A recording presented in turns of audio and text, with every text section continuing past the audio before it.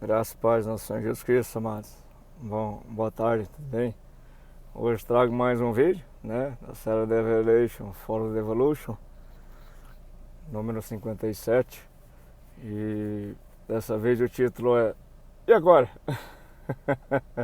Daí agora, né? Quando dá um BO, alguma coisa lá, fala, e agora? O que nós faz, né? Mais ou menos esse é o teor das circunstâncias que eu vou estar orando, enfim, meditando, né? Vamos fazer uma oração. Nosso Pai querido, nosso Pai amado, nós te adoramos, Senhor. Glorioso Deus. Que glória, Senhor, poder te chamar de Deus e saber que tu olha para nós, sendo que para nós somos como filhos, e tu olha com todo o cuidado de um pai presente que nos ama.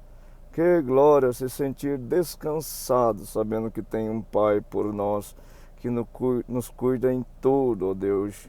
Nós te adoramos, te glorificamos pela tua bondade, pela tua generosidade, pela tua fidelidade.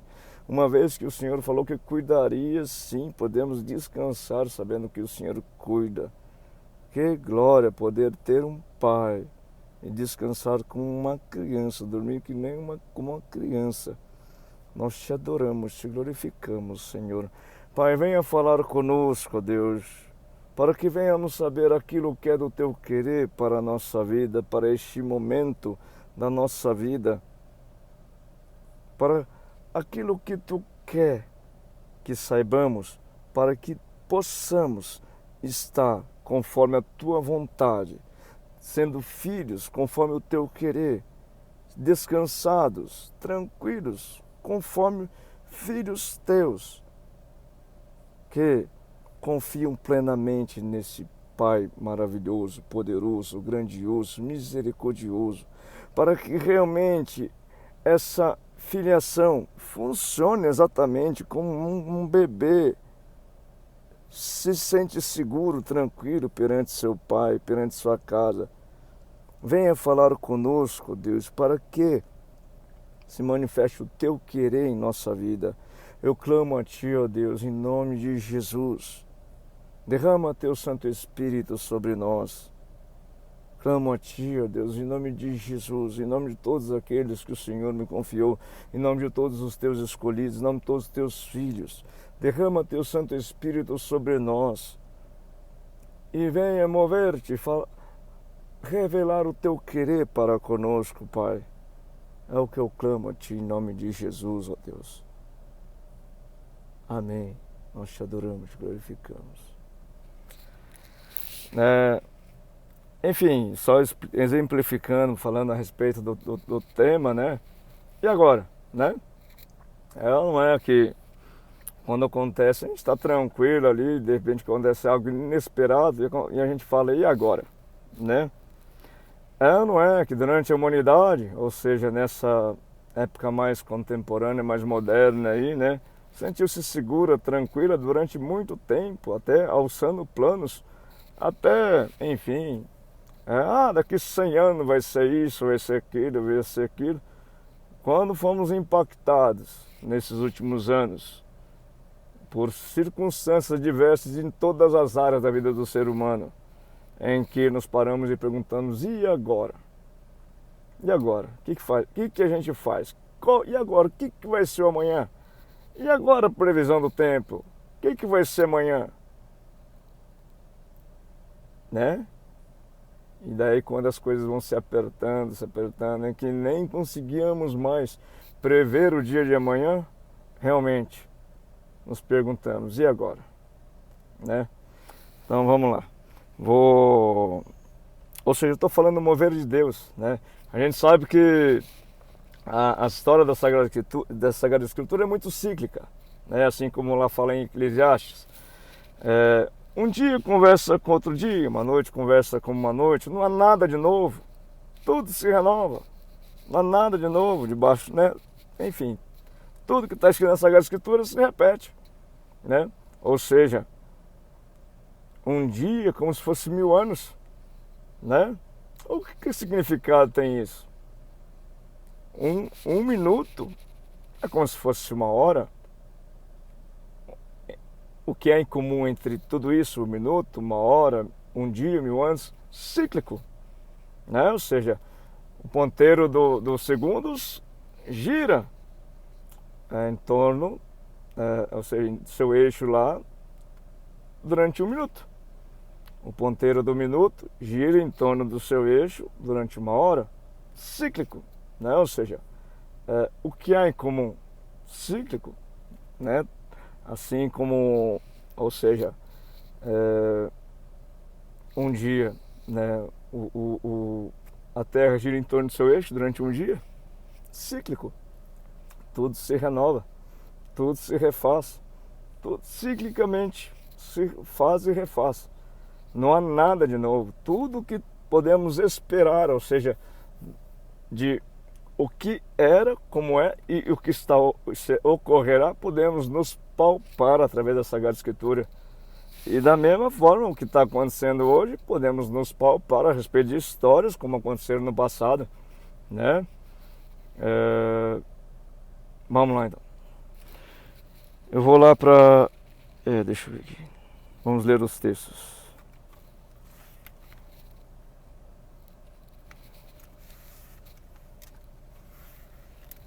Está lá em Gênesis, capítulo 9, né? Gênesis capítulo 9, está lá escrito assim: aliança de Deus com Noé, né? Vamos lá. Do 1 ao 18, né? Vamos lá. Está escrito aliança de Deus com Noé. O contexto aqui, né, depois do dilúvio, né, uma vez que as águas baixaram, né, e Noé e todos aqueles que estavam na arca saiu da arca, o Senhor fez uma aliança com Noé, né? Ou seja, uma aliança, olha, reatar os elos, vamos fazer um acordo aqui, uma aliança, algo entre nós, né? Assim como Deus faz com toda a humanidade, faz com cada pessoa, de forma micro e macro, mas muito semelhante, né? E podemos nos palpar a respeito dessa aliança com Noé, com a aliança com esse povo, com essa aliança interpessoal com Deus também, né? Alguns quesitos cabe a nós nesse dia também, né? Vamos lá. Então é uma aliança. Depois que o povo saiu da arca de Noé, o Senhor fez uma aliança com o povo. Vamos lá. Versículo 1. Deus abençoou Noé e os seus filhos, dizendo: sejam fecundos, multipliquem-se e encham a terra. Vejam, gente, sabe que a Sagrada Escritura, no contexto total dela, geral, ela é única. É como se fosse todo o manual de uma pessoa. Ela não se caracteriza somente lá pelo passado.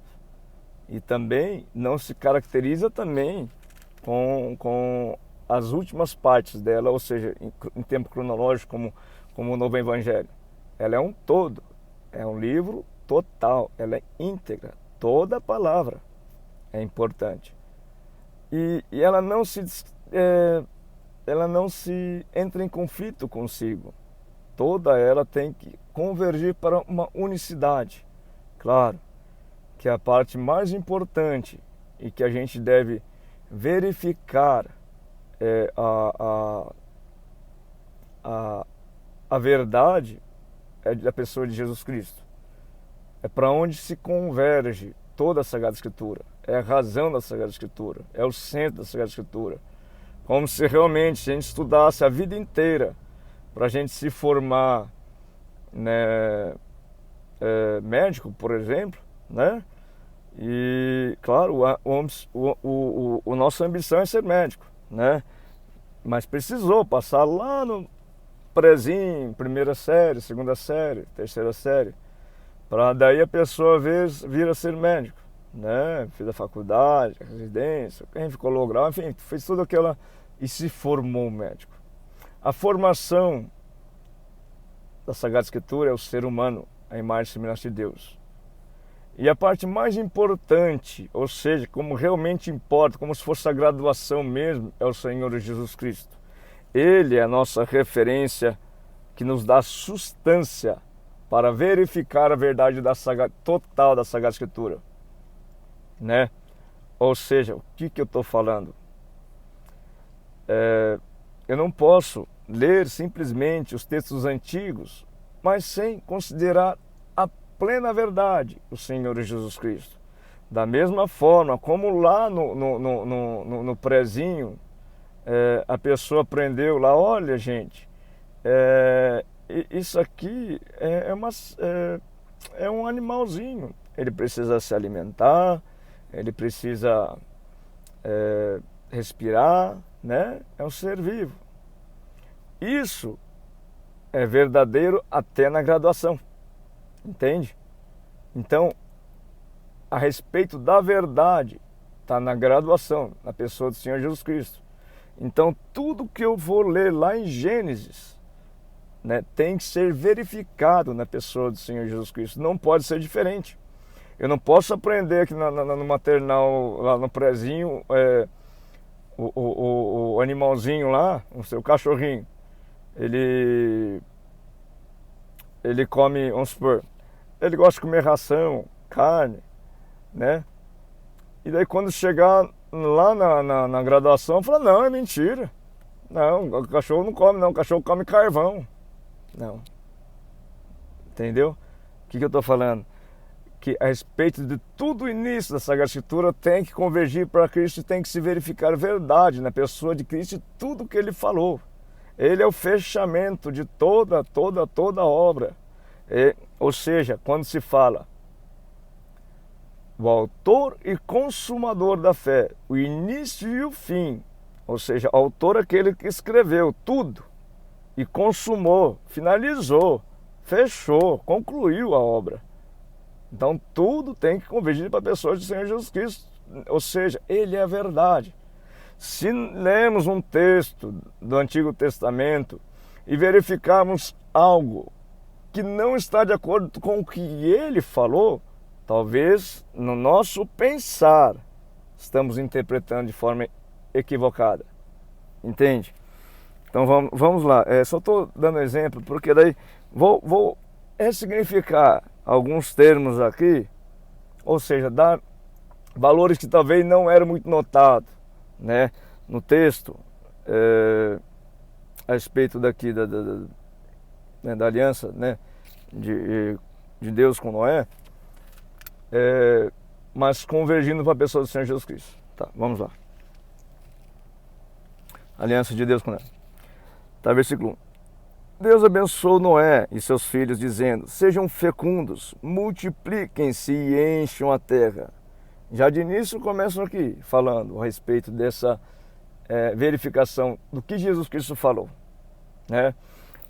O Senhor Jesus Cristo nos falou que terra não é simplesmente planeta.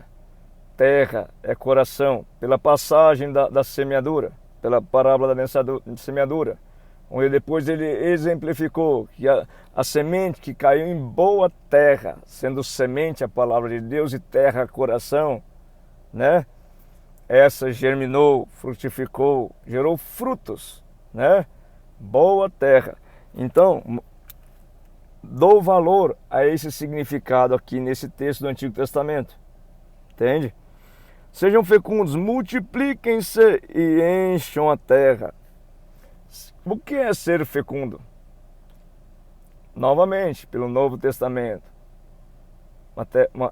Algo fecundo, algo fértil, que dá frutos. Ou seja, o fruto que Deus gostaria de receber de nós. O fruto do Espírito Santo, que é amor, né? Então vamos lá. Sejam fecundos, deem frutos, multipliquem-se. Ou seja, sabe que uma planta ela é crescida por sementes. Ou seja, quem foi a primeira semente de mostarda? Pelo Senhor Jesus Cristo, né? E chegamos aqui no pleno conhecimento dele, através por sementes e sementes de mostarda que foram plantados durante todos esses 2000 anos, né? Então, ou seja, sejam fecundos, multipliquem-se e encham a terra, ou seja, perdão, gente, a terra do coração. Encham. Mas encher do quê? O que você acha? Aqui é o coração, onde está a vida. Então, encher do que? De vida. O que é teuro de vida? O que é que pode entrar no seu coração que te dá vida? Quando se fala assim, eis que estou à porta e bato, aquele que abrir, eu entrarei e serei com ele. Enfim, Deus. Ou tem outra coisa que pode preencher seu coração? Sem ele é um vazio. Sagrada Escritura nos fala, se saiu muito demônio dali, ele dá uma volta. Se encontrar vazio, ele entra lá de novo. Né? Vazio. Então, encher a terra, preencher a terra, o coração, que é onde bombeia o sangue, que é o que dá possibilidade de vida. Claro que é o Espírito de vida, Espírito Santo. Né? Então, ressignificando esses termos todos do Novo Testamento, tá? E verificando neles, conforme esse olhar para esse texto de Noé. Então, sejam fecundos, multipliquem-se, enchem a terra. Aqui, ele vai falar de muitos símbolos. Eu não vou parar para meditar todos, mas saibam que tudo, uma vez que a Sagrada Escritura não é para a gente falar, olha, a respeito mais das características físicas do que das espirituais. Porque de coisa física, gente, o homem já está sabendo de muito, mas espiritual ele está, olha, reprovando. Uma vez que Jesus Cristo, né, nos veio para dar vida, né, e realmente sabemos que Ele deixou o Paráclito, o Espírito Santo, para nos ajudar a ter vida. Porém, negligenciamos muito essa questão de espiritualidade, tá? Você sabe que a gente fala de espiritualidade e a pessoa já assombra a cabeça. Mas não é razão para se assombrar, porque somos corpo, alma e espírito. É uma parte sua espiritualidade. A sua alma, seu coração está imersa na espiritualidade. O Senhor Jesus Cristo bem falou, olha, vocês não entendem nem as coisas daí, como é que vocês querem entender as coisas celestiais, da espiritualidade? O que temos que entender então é isso aqui, gente. Tudo que a gente precisa saber da espiritualidade, que já nos é suficiente, plenamente suficiente para termos vida, está na Sagrada Escritura, né? Então, não estamos muito bem introduzindo esses conceitos aqui, para que possamos ter vida. Essa é a razão da espiritualidade, fazer a palavra virar verdade em nós. Entende? Para que sim, possamos ter vida e vida em abundância no corpo, na alma e no espírito. Né? Então, vamos lá. Todos os animais da terra e todas as aves do céu terão medo e pavor de vocês. Não é que quando Deus formou Adão, falou assim, olha, acho que está em Gênesis 2, se não me engano, na formação do homem, quando no sétimo dia, quando concluiu a sua obra e na formação do homem, ele falou, você terá domínio sobre tudo, homem, ou seja, aquele que eu criei, né? Uma vez que ele viu que está tudo muito bom, valeu a pena, olha, valeu a pena. Ficou do jeito que eu queria, a minha imagem e semelhança. Você, homem, você que é a imagem e semelhança de Deus, você que é a imagem e semelhança de Jesus Cristo, que testemunha Jesus Cristo em sua vida, busca viver como Jesus Cristo viveu, busca pagar o mal com o bem. Você terá o domínio sobre tudo. E mais uma vez ele vem relembrar isso aqui, né? Terá domínio. O que é ter domínio sobre tudo? Ligar lá no banco, manda 1 milhão na minha conta. Não tem nada a ver com isso. Ter domínio sobre tudo é ter domínio sobre as razões de Deus, as coisas de Deus, que estão estão em torno da espiritualidade e também da vida. Ou seja, Deus é vida, né? Nas razões que não insere a espiritualidade, esse homem criado em imagem e semelhança de Deus, ele tem autoridade. Ele tem autoridade. Por exemplo, a gente sabe que Deus revela a face humilde. Deus conversa com o humilde e vira as costas para o orgulhoso, soberbo, né? Deus favorece o humilde. Então, o humilde tem mais vez, tem mais crédito com Deus do que o orgulhoso. Se porventura o orgulhoso, altivo, fizer alguma coisa para o humilde, não precisa no humilde nem falar nada. Quem é a pessoa humilde? Cara, fica tranquilo. Se der um tapa aqui, tranquilo. Se quiser dar aqui, não tem problema não, tá de boa, sossegado. Esse é humilde, que perdoa, que paga o mal com o bem. Esse tem autoridade. Esse tem crédito com Deus. Claro, Deus fará as razões desse humilde em detrimento das razões do altivo, uma vez que os humilhados serão exaltados e exaltados serão humilhados. Então, querendo ou não, a pessoa imagem e semelhança de Deus, ela tem autoridade. Deus partilha da razão dele. Mas por que Deus faria isso? Eu te pergunto, qual a razão de tudo? A razão de tudo não é para a glória de Deus? O que é a glória de Deus? A vontade de Deus sendo feita. Qual é a vontade de Deus no contexto da Sagrada Escritura? Ele vir habitar no coração do ser humano. Tá, como é que ele viria? Através da pessoa do Senhor Jesus Cristo. Como que viria? Através do Espírito Santo. Né?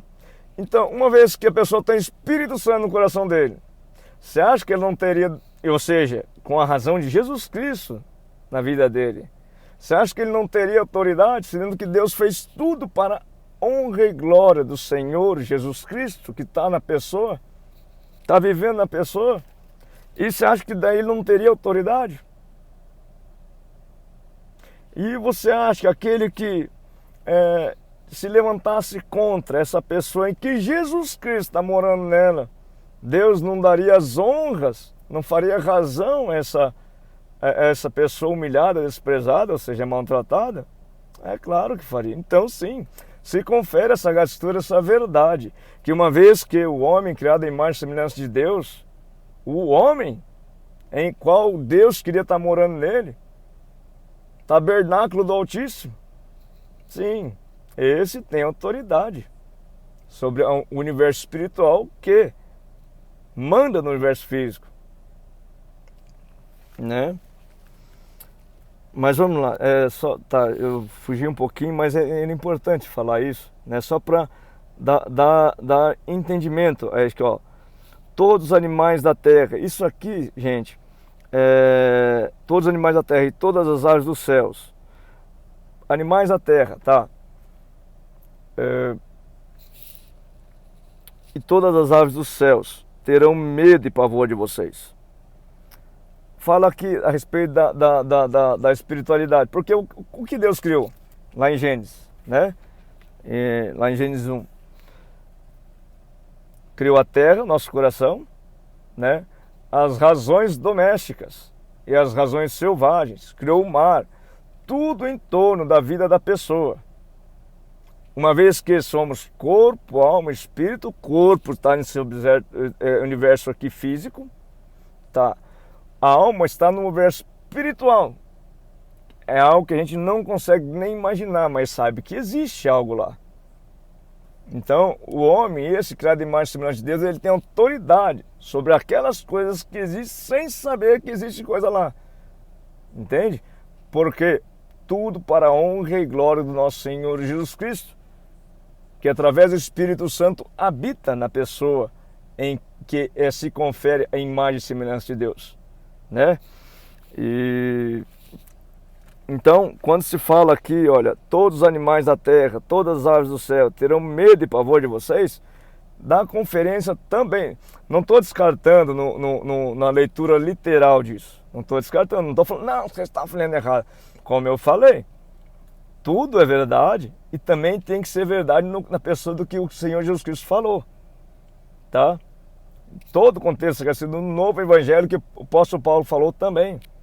Então, só dando mais teor, ou seja, mais especificidade na razão da espiritualidade, que para nós é muito importante, principalmente nesses dias de entender, porque estamos sendo coagidos muito a respeito da espiritualidade nesse dia, porque está tendo um grande mover de Deus, né?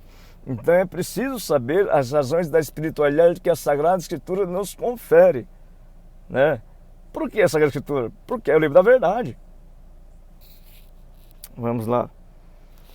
Todos os animais da terra, as aves dos céus terão medo e pavor de vocês. Tudo que se move sobre a terra e todos os peixes do mar serão entregues nas mãos de vocês. Ou seja, esse cidadão, como por exemplo Noé, né? Que foi dentre todos aquele povo, só prestou Noé, né? Então Deus falou: Noé, você foi meu escolhido, dentre todos, você foi uma pessoa que sim, eu vejo fidelidade, eu vejo verdade, autenticidade, credibilidade. Então, né, você vai ter domínio sobre tudo. E da mesma forma, gente, né, a pessoa que Deus vê razão, vê verdade, vê crédito, ele também confere esse direito de ter autoridade lá. Ou seja, tudo que se move sobre a terra, todos os peixes do mar serão entregues na mão de vocês. Tudo que se move e vive serão de alimento para vocês. Assim como lhes dei a erva verde, agora lhes dou todas as coisas. Carne, porém, com sua vida, isto é, com o seu sangue, vocês não devem comer. Opa! Você que é a imagem e semelhança de Deus? Lá em Gálatas 5:16 não fala que a carne e o espírito são opostos, são inimigos? Lá no diálogo com Jesus, com a mulher samaritana no poço, quando os discípulos dele foram à cidade buscar alimento e falaram: mestre, coma. E posteriormente o Senhor Jesus falou: meu alimento é fazer a vontade do meu Pai. Então, convergindo essas razões aqui, vamos lá. Carne, porém, com sua vida, isto é, com o seu sangue. Você sabe que toda essa Escritura, o sangue está muito ligado a sacrifício. E a vida do cidadão aqui é muito sacrificiosa, não é?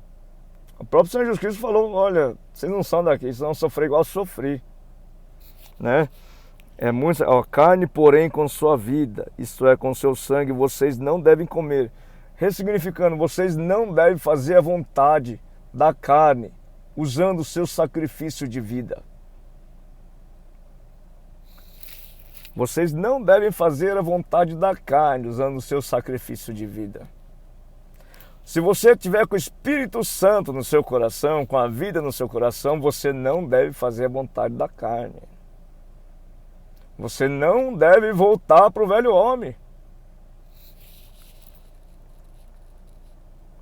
Certamente requerei o sangue de vocês, o sangue da vida de vocês, de todo animal requerei, bem como do ser humano, sim, de cada um requerei, a vida do seu semelhante.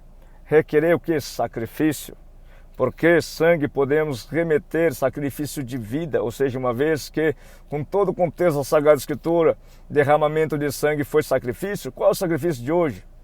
Não é imolar pessoas. Isso para Deus, Ele mesmo falou: eu não me agrada esse monte de animal que vocês matam na minha presença. Para mim isso é abominação. Eu quero que vocês assistenciem o órfão, a viúva, né? Ou seja, e sim, amar é o sacrifício que Deus quer. Sendo que amor é o fruto do Espírito Santo, e claro, o sacrifício que Deus e o Espírito Santo é o Espírito de vida. Então o sacrifício de vida é amor. Entende? É esse o sacrifício que Deus quer de nós. Então ele quer requerer o que de nós? Que amemos-nos, amemos uns aos outros. Como? E na verdade, gente, você sabe quando o Senhor Jesus Cristo veio aqui e falou, olha, eu não vim revogar os mandamentos de Moisés, não, de fato, os mandamentos de Moisés, os mais importantes são esses, amar a Deus sobre todas as coisas e ao próximo como a ti mesmo. Eu não vim revogar, não vim cancelar esses mandamentos, eu vim para fazer cumpri-los, porque eles não estavam cumprindo, eles estavam olhando só esses mandamentos. E depois, de outro contexto, Jesus falou, ó, eu vou dar um novo mandamento. Amai-vos uns aos outros, como eu vos amei. Por quê, gente? Se a gente olhar para os mandamentos de Moisés e negligenciar os mandamentos de Jesus, a gente não vai cumprir. A gente não vai cumprir os 10 mandamentos, não. Mas se a gente olhar para o mandamento de Jesus, amai-vos uns aos outros, como eu vos amei, a gente consegue cumprir os mandamentos de Moisés, principalmente o primeiro, amar Deus sobre todas as coisas. Por quê? O que é o mandamento de Jesus? Amai-vos uns aos outros, como eu vos amei. Como Cristo nos amou? Se entregou. Ou seja, nos mostrou literalmente, né, como nos amou. Foi traído, né, vendido por 30 moedas de prata, entregue os guardas lá com um beijo, rasgaram o corpo dele com armas de tortura, flagelos, coroa de espinhos para ridicularizar a imagem de rei, cana também para ridicularizar a imagem de rei, né? Foi, enfim, ultrajado, machucado, humilhado, um prego na mão direita, um prego na mão esquerda, um prego no pé. E até então suportou caladinho, sem reclamar. E depois falou, Pai, perdoa, eles não sabem o que fazem. Pronto. Essa é a nossa referência de mandamento, gente. Se a gente só olhar para os 10 mandamentos de Moisés e não olhar para esse, novamente a gente não vai cumprir os 10 mandamentos. Porque a vontade de Deus é que amemos, né? E a referência de amor é o que Cristo nos deixou. Porque a gente só ama a Deus se faz a vontade de Deus, dele. E a vontade dele que amemos. Uma vez que Jesus Cristo falou, olha, tá vendo esses escribas fariseus tão bravos comigo, sabe por quê? Porque eu vim dar novas referências. Ou seja, ao que se fazer. Uma vez sabido o que se fazer, eles vão ter que cumprir. E quebrou as pernas dos escribas fariseus, porque eles se pautavam na lei e não no amor.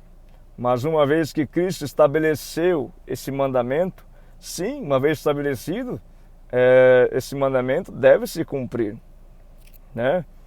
E estamos aqui nós. Se der um tapa numa face, tu oferece outra. Se te roubar a túnica, deixa que leve a capa. Se for injustiçado. Se te andar uma milha, se você falar para andar uma milha, ande duas. Se você for oprimido, humilhado, desprezado, o que deve fazer? Perdoe. Por quê? Assim você agrada a Deus. Assim você ama a Deus. Ou seja, ame vossos inimigos, ore pelos que vos perseguem. Porque se vocês amam só aqueles que lhe convém, que recompensa que vocês vão ter se até os publicanos fazem isso? Se vocês saudam só seu costume ali, que recompensa vocês vão ter se até os gentios fazem isso? Ou seja, sedes perfeito como vosso Deus é perfeito, sedes a imagem e semelhança de Deus, faça a vontade dele para você amar ele. E na verdade, gente, até no meio cristão é tão relutante esse mandamento, sabe? Se te der um tapa numa... Fala, isso eu não consigo fazer. Não, eu faço isso também. Que adianta? Não adianta. E na verdade, você acha difícil? Olhe para Jesus. Você vai ver que é mamão com açúcar. Perdoar as coisas da sua vida aí, né? Tá, eu falei e fugi um pouquinho daqui, mas vou voltar aqui.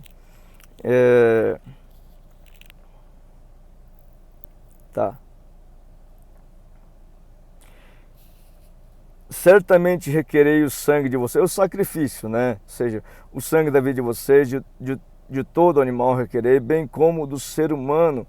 Sim, de cada um requerei a vida do seu semelhante. O que ele está falando aqui? Ó? Tudo, todo o sacrifício está me sendo levado em conta. Porque tudo é para a honra e glória de Deus. Tudo é para a razão de Deus vir morar no coração dos seus filhos, do ser humano. Tudo é para Deus formar o homem em imagem e semelhança de Deus, né? Tudo, todo sacrifício desde o início é para essa razão, para a glória de Jesus, para Jesus ser glorificado em nós. Tudo é isso, tudo é para isso. Deus formar o homem, esse barro, a imagem e semelhança dele. Vamos lá. Se alguém derramar o sangue de uma pessoa, o sangue dele será derramado por outra pessoa. Porque Deus fez o ser humano segundo a sua imagem. Ou seja, os humilhados serão exaltados. Você humilhou a pessoa? Como é que é? Deus revela a face humilde. Uma vez que você humilhou a pessoa, naquela postura ele é humilde. Deus revela a face humilde, Deus dará direito à razão dele, e esse direito dele será recobrado sobre você. Entende? Os humilhados serão exaltados. O que aconteceu com o Senhor Jesus Cristo? Aconteceu. Por isso ele tem autoridade por tudo e sobre todos. Os humilhados serão exaltados. Foi humilhado, não foi? O mais humilhado. Por isso ele tem autoridade sobre tudo e todos.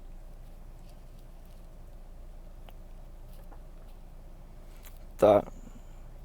Mas sejam, olha aqui, ó. Esse é o mandamento. Mas sejam fecundos e multipliquem-se, povoem a terra, multipliquem-se sobre ela. Deus também disse a Noé e seus filhos. Ou seja, ele falou mais uma segunda vez, mas sejam fecundos, multipliquem-se, povoem a terra e multipliquem-se sobre ela. Não negligenciando o terror literal disso, tá? Mas para que a gente possa ter vida, a gente tem que encher essa terra do coração com vida, tá? Espírito Santo, que é Espírito de vida, e sim, por seguinte, dar frutos de amor.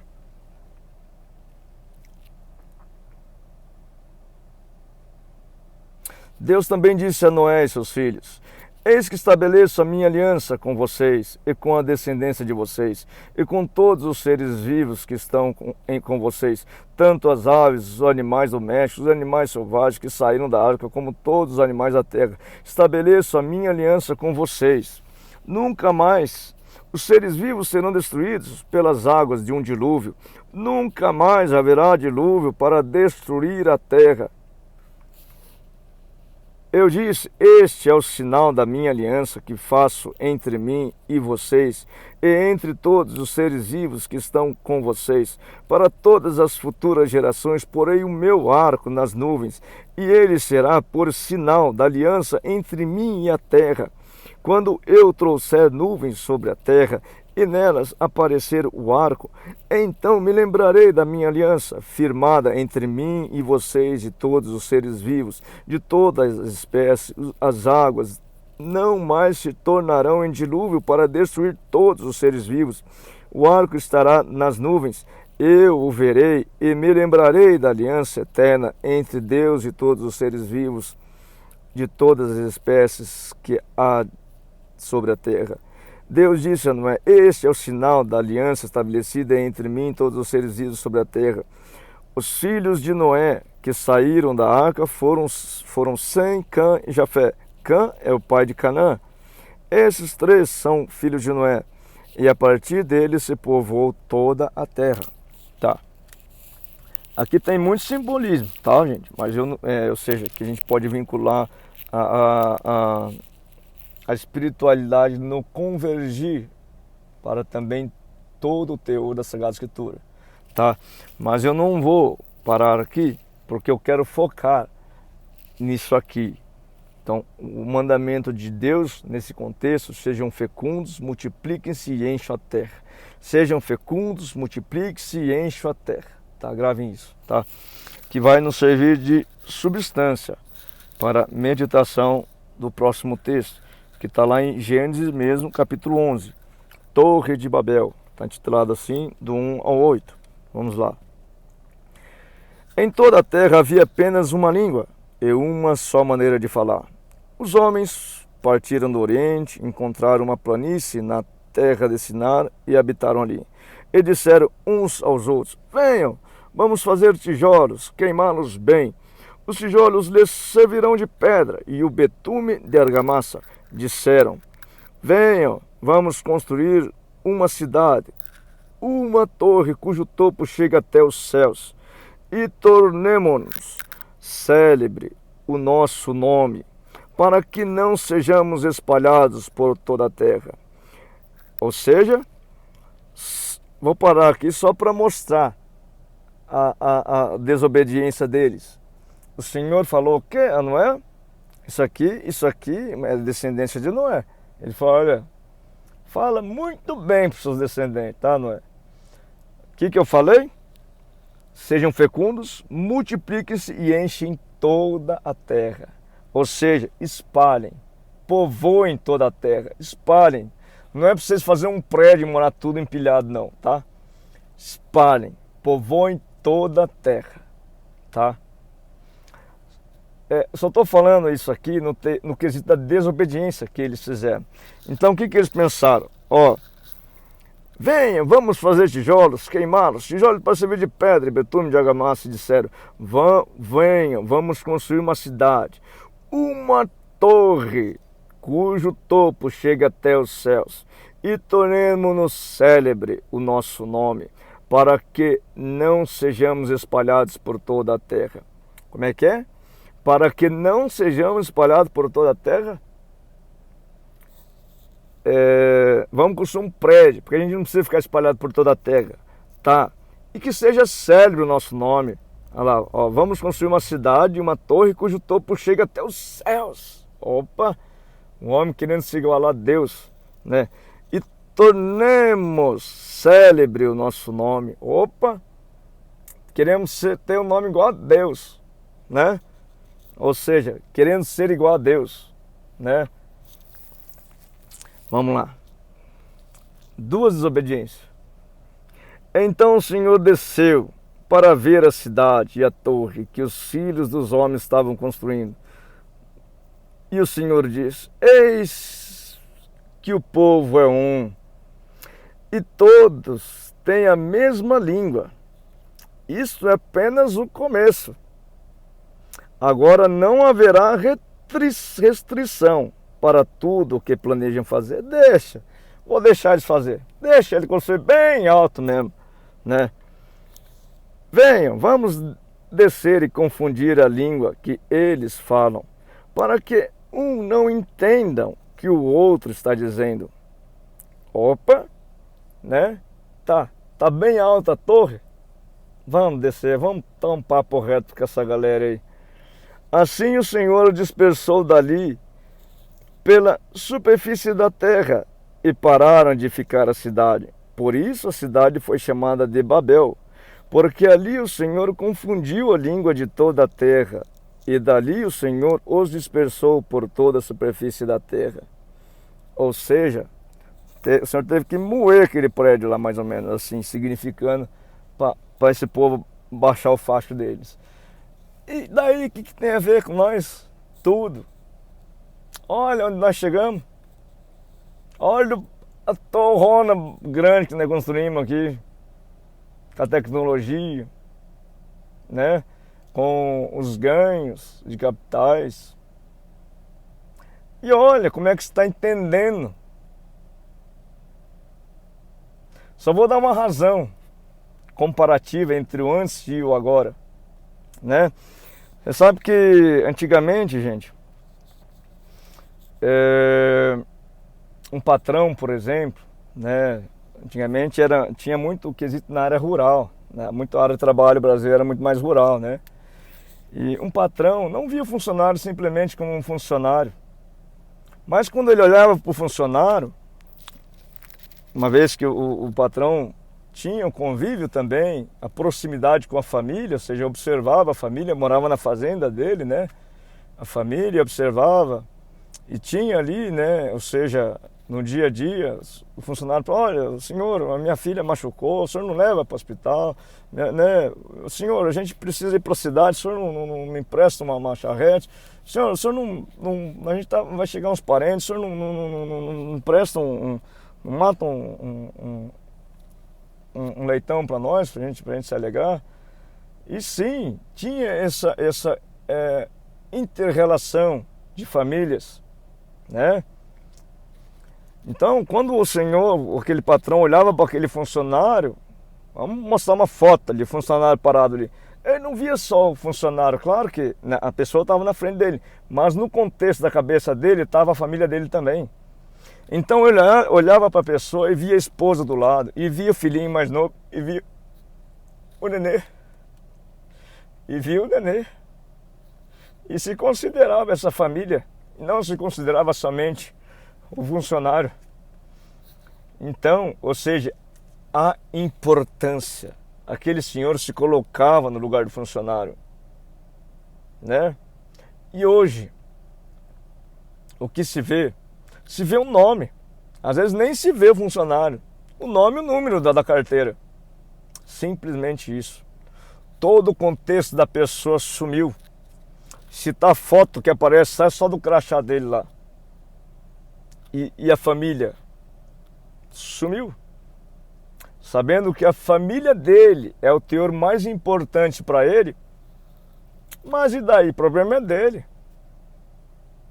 Né? E a consequência desse antes e agora? Antes, o funcionário vestia a camisa da empresa. Hoje, os empresários sabem o que está acontecendo nas empresas, né? Uma vez que essa torre se tornou tão grande, essa torre de capitalismo se tornou tão grande, que as pessoas não se entendem mais. Sabe? É muito interessante no teor de conhecimento que a gente chegou, sabe? E ainda mais o teor aplicado nas indústrias, por exemplo, né? Considera-se ainda uma ideia muito rudimentar, que leva a muito erro, apesar da alta tecnologia, de que o sistema industrial, ou seja, uma indústria, que é um sistema com toda a sua organização, controle, enfim, todas as instâncias desse setor industrial, ainda considera-se que aquele que gerencia, através da alta tecnologia, tem controle sobre toda a indústria de forma eficaz. Porém, a indústria, muito mais do que tecnologia, é feita por pessoas. Ou será que só tem robô lá? Não, tem muitas pessoas. E pessoas têm famílias, né? Então, a família vai junto com a pessoa, no coração da pessoa, para o trabalho.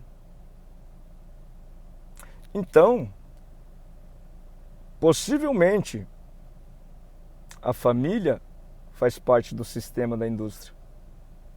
Porém, tá, eu estou falando que vai ser muito debochado, mas vocês vão ver que é verdade, que as empresas estão ruindo por causa de pessoas, pela razão da mentira. Porque essa tradição em que estamos não cultiva pessoas, cultiva dinheiro. E tornam pessoas, ser humano, que inicialmente por Deus teria vida, em seres doentios, capazes de mentir. Vocês vão ver em sequência o texto que eu vou falar. E a gente sabe muito bem que o que está falindo as indústrias hoje não são fatores de guerra, não são fatores climatológicos, não são fatores de bolsa de valores, são fatores de pessoa. Uma pessoa, um funcionário, pode ruir um império, uma multinacional, por mentira, né? Ah, o que tem a ver Torre de Babel? O que o Senhor falou? Eu vou confundir a linguagem dessas pessoas. O que é uma comunicação? Comunicação é um falar uma coisa e aquela outra pessoa entender. E a comunicação tem um propósito para a indústria, para qualquer outra instituição. É fazer a coisa dar sequência à sua funcionalidade. Eficaz funcionalidade. Dar sequência, continuar o processo. Uma vez que fala mentira, travou ali, não entende mais nada. Uma vez que era para mim falar bicicleta, eu falo carro e a outra pessoa entende ônibus, você acha que vai dar certo? Não. Mas a pessoa entende ônibus por quê? Pessoas. Nós estamos aqui numa época de corações tão vazios, que na razão anterior em que o Senhor pensava na outra pessoa, nós pensamos só em nós. Foi esse o produto humano que o capitalismo produziu nos seres humanos. Pensar somente em si. Ou seja, exercitou-se tão grandemente a concupiscência pelas coisas materiais. O que é concupiscência? É um músculo que todos nós, se cultivarmos, teremos. Ou seja, mais para mim, menos para o outro. E o sistema capitalismo, sim, ele é uma academia para cultivar esse músculo chamado concupiscência. Então, se tornou pessoas gigantes, fortes em concupiscência, claro, fracos em alma, em espiritualidade, em amor. Então, claro, quando tem um diálogo assim, quando a pessoa fala algo, eu já estou pensando em mim, não estou pensando nela. Então, claro, como é que eu vou entender algo que é do interesse dela, mas pensando no meu interesse? Eu não entendo. E, de fato, ninguém se entende. Quando se fala A, a pessoa entende B, e você tenta explicar para ela de uma forma que você fala, olha, vamos fazer o seguinte, vou explicar de forma desenhada para você. Então vamos fazer, eu vou mudar o contexto e o que você precisa entender é C. E a pessoa entende W. Porque cada um pensa no seu próprio umbigo e não olha para o outro, entendendo a razão do outro. Entende? Então, por essa razão, semente. E, de fato, a mentira é a razão pela qual... Você acha que não está acontecendo? Eu vou mostrar no texto aqui que está acontecendo. Há 2000 anos atrás eu posso aplicar um texto que está acontecendo hoje. Faz tempo que eu não estou na indústria, mas eu sei que está acontecendo. Não porque eu ouvi falar, porque eu sei que a palavra está acontecendo. Uma vez que o mover de Deus está acontecendo. Uma vez que Deus mostrou as caras. Ah, você não está sabendo? Você acha que o capitalismo vai denunciar as falhas dele? Não vai denunciar, mas vai se tornar nítido, intensificamente nítido. Assim como o Senhor falou, olha, vão ser expostos em praça pública. Enfim, não estou falando só no setor industrial, estou falando tudo onde tiver ser humano e onde tiver concupiscência, sim, vai ser externalizado. Como se estivesse em praça pública. Vai aparecer muita coisa absurdante.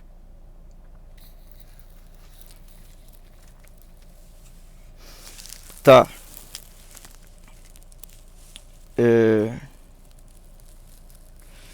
Então, só vou mostrar outro texto aqui, gente, para dar significância que está acontecendo e está escrito que iria acontecer. Está lá em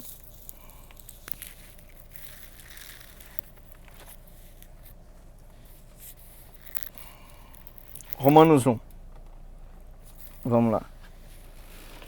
Romanos 1.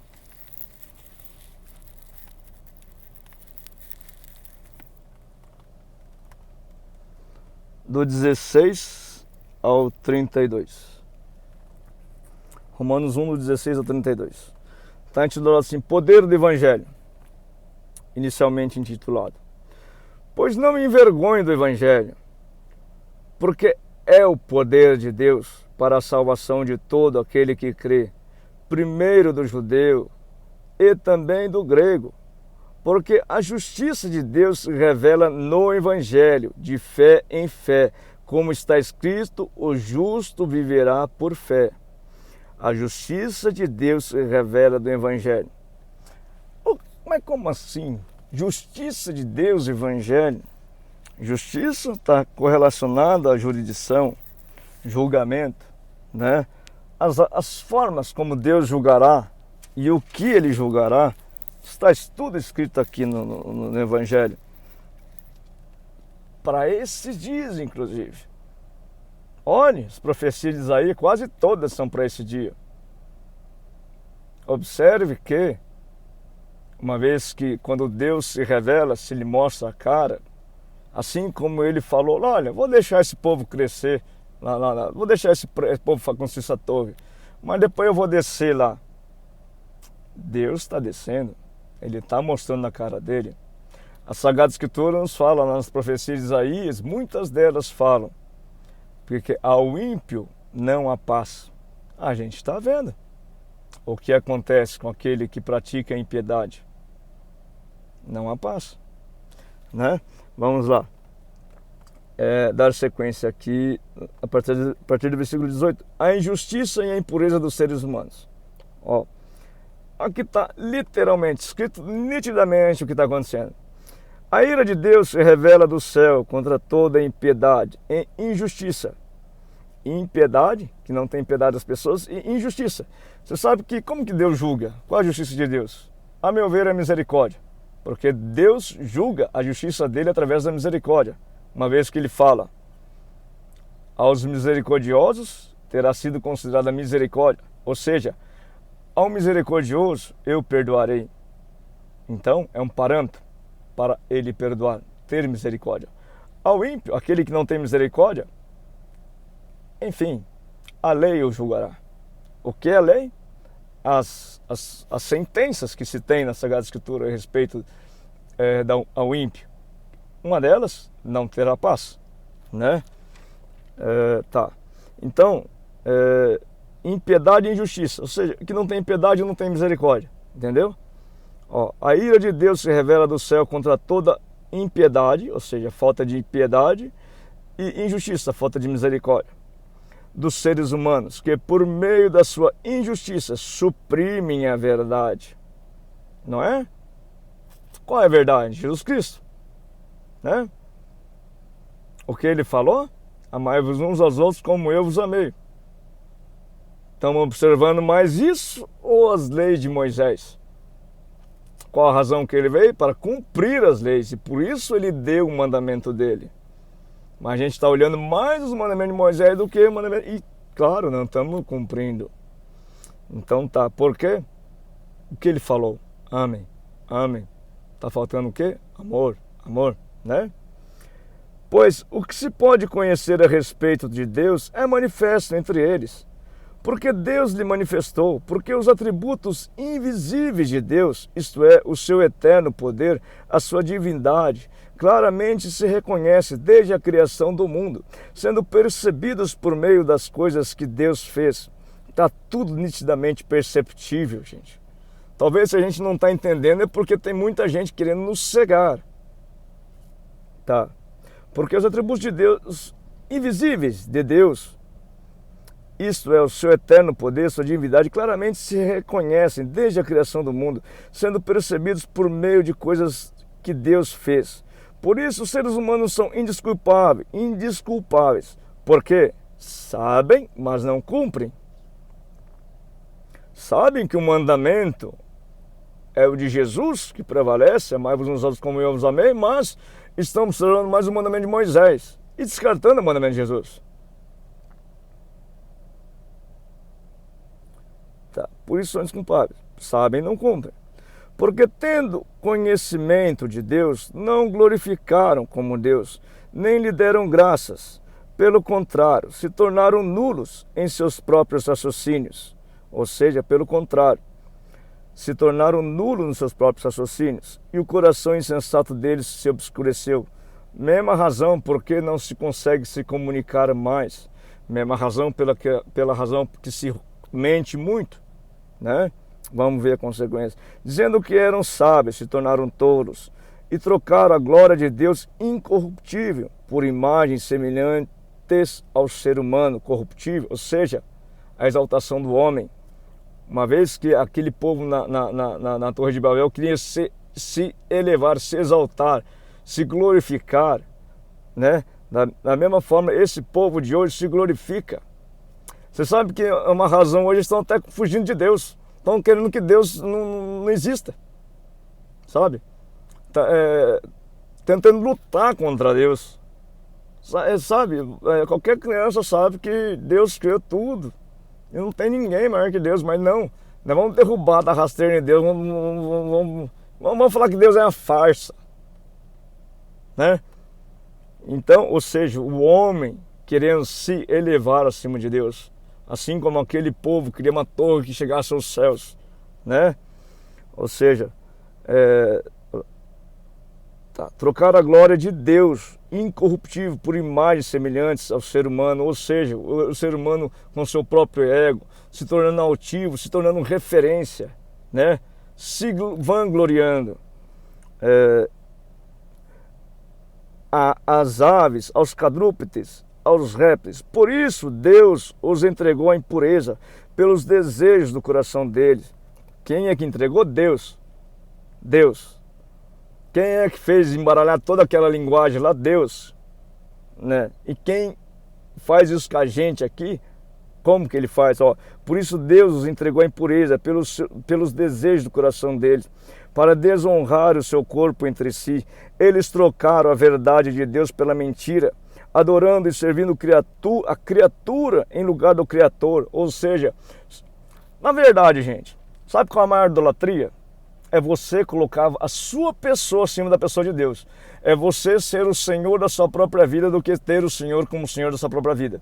A gente sabe que somente o Senhor deve ser o Senhor da nossa vida, mas quando a gente coloca a gente Senhor da nossa própria vida, ou seja, dono do próprio nariz, a gente se vangloria, a gente se torna ídolo de nós mesmos, se achando a última bolacha do pacote, né?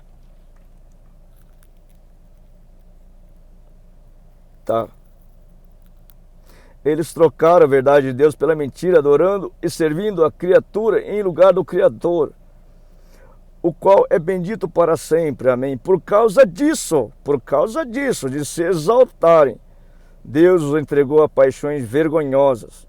Ou seja, por causa anular as razões de Deus, subverter as razões de Deus, até mesmo dentro do Evangelho, gente. Às vezes a pessoa usa a razão do Evangelho para seu próprio benefício e não para o benefício de Deus, que normalmente em toda a Sagrada Escritura privilegia mais o outro do que aquele que é portador do Evangelho, da palavra.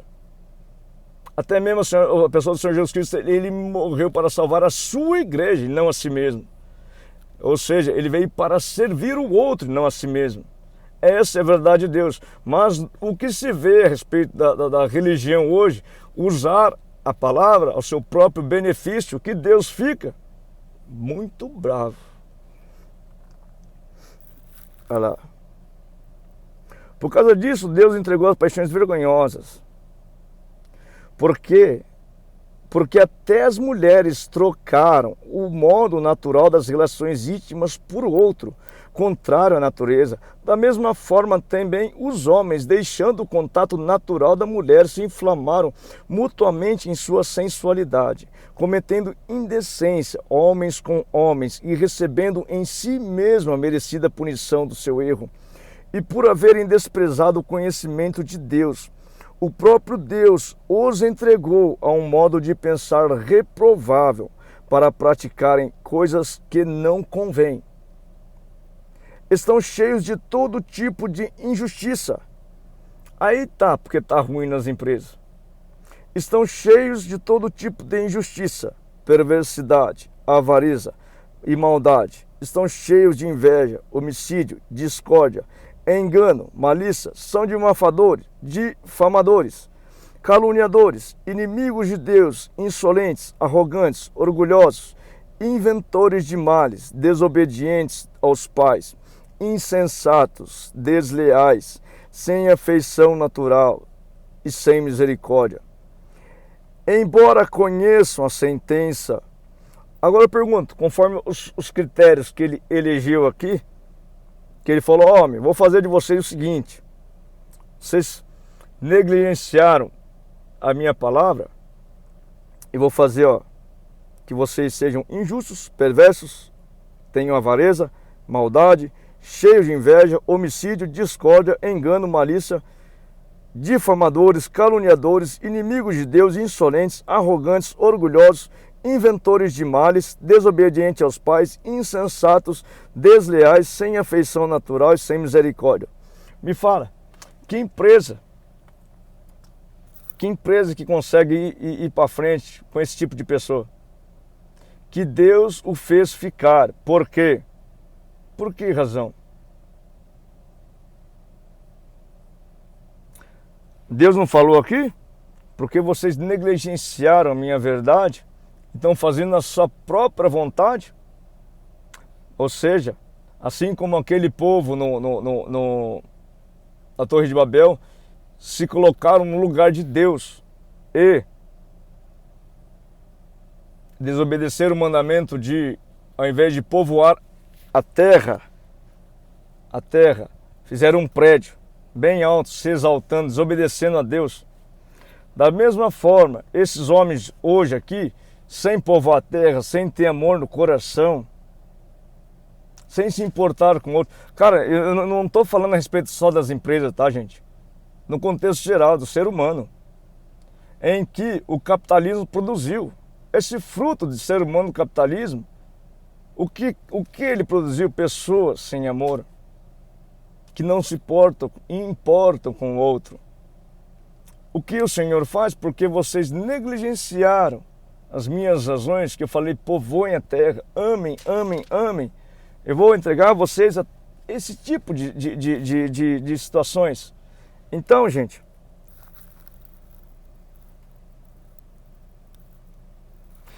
embora conheçam a sentença de Deus de que os que praticam tais coisas são passíveis de morte, eles não somente as fazem, mas também aprovam os que as praticam.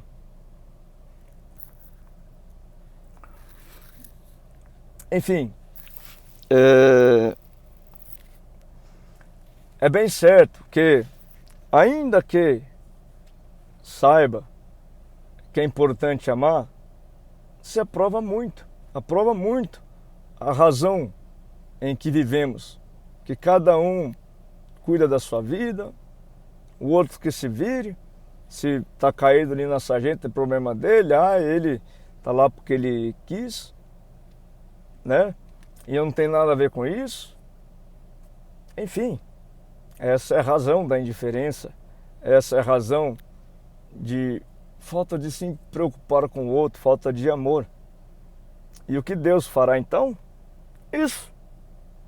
Vai entregar as pessoas a essas razões que ele deu qualidade aqui, qualificou aqui, né? E claro, por isso a razão humana está esmoronando, né? Por mais que se tenha assim uma superficialidade, uma aparência de que está tudo bem, está todo mundo contente, mas é foto do Instagram, né?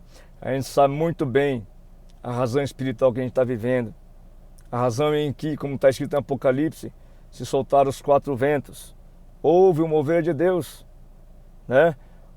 Ou seja, a espiritualidade está turbulenta, né?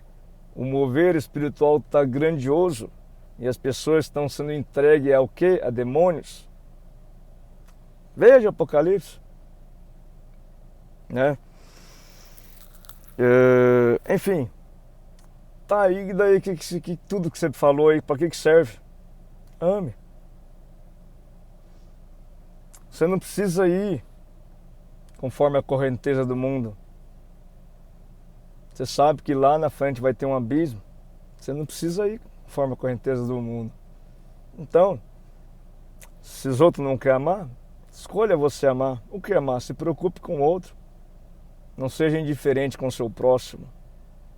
Sinta as dores do seu próximo. Tenha compaixão, tenha misericórdia. Olhe para o seu próximo. Veja que tem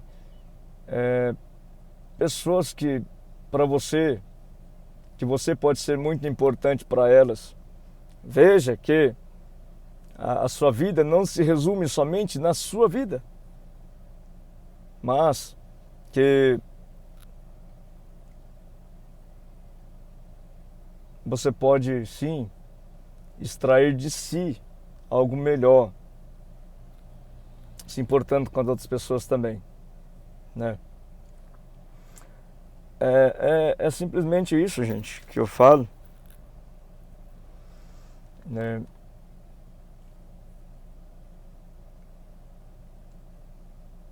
Porque a sentença de Deus vai acontecer. Deus está se movendo. E ao ímpio, aquele que não tem misericórdia, Deus vai ser implacável, gente.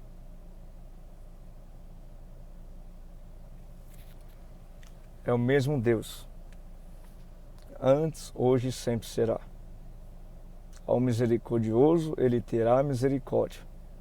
Aquele que não é misericordioso, ele é implacável. Talvez ele ficou silêncio durante muito tempo, mas o mover dele está acontecendo. Vou fazer uma oração. Nosso Pai querido, nosso Pai amado, nós te adoramos, ó Deus, te glorificamos pelo Deus bom, Deus justo, Deus fiel que és,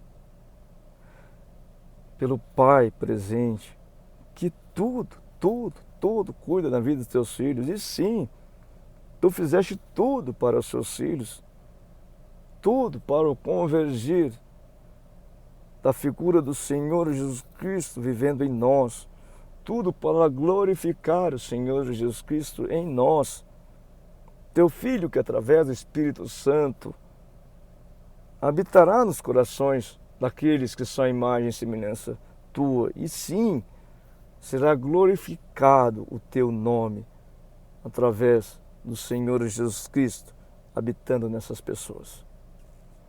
Glórias a ti. Nós te adoramos, te glorificamos, porque tu és fiel e justo e cumpre cada palavra da sua Sagrada Escritura. Pai, tem compaixão, Deus. Tem compaixão de muitos, uma multidão que não consegue ver a verdade que tu nos deixaste para ser observada, porque foram cegados espiritualmente, tiveram as suas verdades, a sua verdade, ó Deus, convergida na verdade de uma razão humana, carnal e pecadora. E a sua verdade, que o Senhor só nos pede que amemos, foi despercebida. Tem compaixão de muitos que foram coagidos pelos enganadores e que hoje estão cegos. Tem compaixão das tuas ovelhas caídas, feridas, machucadas pelo lobo que as cegou. Em testemunho que Cristo é o bom pastor dessas ovelhas, é o Salvador, e que viria buscar essa ovelha machucada, ferida, sarar ela, colocar em seu ombro, fortificá-la, na razão em que o Espírito Santo é o teu auxiliador, uma vez que Cristo, eu vou, mas deixo o Paráclito para ajudar vocês, para consolar vocês, na razão que Cristo também viria antes do tempo, senão nem essas ovelhas que eram para voltar para a sua casa voltariam se Cristo não viesse antes. Na razão que Cristo viria como foi, ou seja, foi em espírito e voltaria em espírito. Na razão em que, uma vez, conforme diz a profecia de Israel, quando a tua igreja estivesse derriçada, quando passasse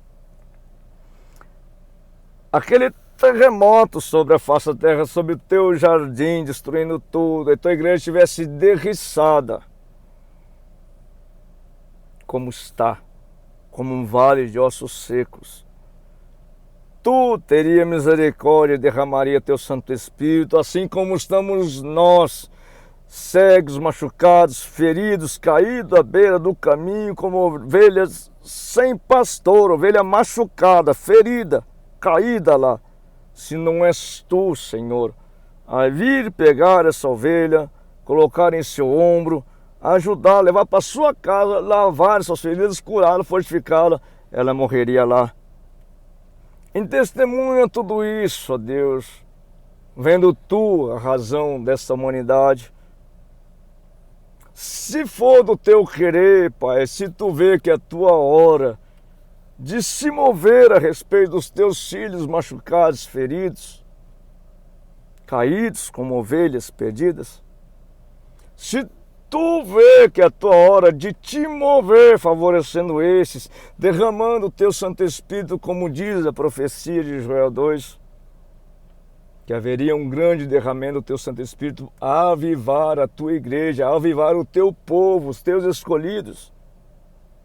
Se tu vê que é a tua hora, eu profetizo em nome de Jesus que se cumpra essa profecia e que haja um grande derramado do teu Santo Espírito, movendo-te a favor dos teus escolhidos, do teu povo, daqueles que estão machucados, feridos pelas crueldades do lobo.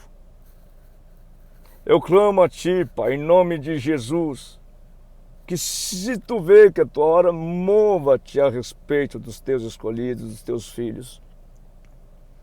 Venha, Senhor, dar ânimo à tua igreja, ao teu povo, os teus escolhidos. Pois sem ti nada podemos fazer. E que seja feito tudo conforme a tua boa, perfeita e agradável vontade. Amém. Conforme diz Romanos 8,26, que o Espírito Santo ora em nós em gemidos inexprimíveis, quando a gente não sabe o que orar. E de fato, eu não sei quem está orando conosco, meditando conosco, eu não sei a razão dela, a necessidade dela, o que ela precisa, o que somente Deus sabe o que é melhor para ela. Então, em testemunho Romanos 8,26, o Espírito Santo ora em nós em gemidos inexprimíveis. Eu clamarei ao Espírito Santo que venha orar em mim por vocês, pois não sei o que vocês precisam. Irei proferir palavras que eu não sei o significado, mas crendo que o Espírito Santo, aquele que te viu, te formou, te planejou, te projetou, te trouxe até aí, enxugou tantas vezes a tua lágrima. Este, o teu Pai, através da graça do Espírito Santo, venha orar em mim para você. Pai, clamo a ti, ó Deus, em nome de Jesus, que teu Santo Espírito ore através de mim para esses que eu não sei a razão e não sei o que eles precisam, mas tu sabe. Irei proferir aqui gemidos inexprimíveis, como diz Romanos 8,26, crendo e testemunhando a tua palavra. Clamo a ti que o Espírito Santo venha orar a mim por esses, em mim por isso. Amém. Clamo a ti em nome de Jesus, ó Deus. Josh, Mike, allora non è da camagna te qui slovr le benanta tai te che nantilot. Na la mahamegalor non oriande che swai pe naingel non la turia la de shinatalat. Jor, hamegamenor relata es jegenaro la manaliate che io meno hatvele dash not.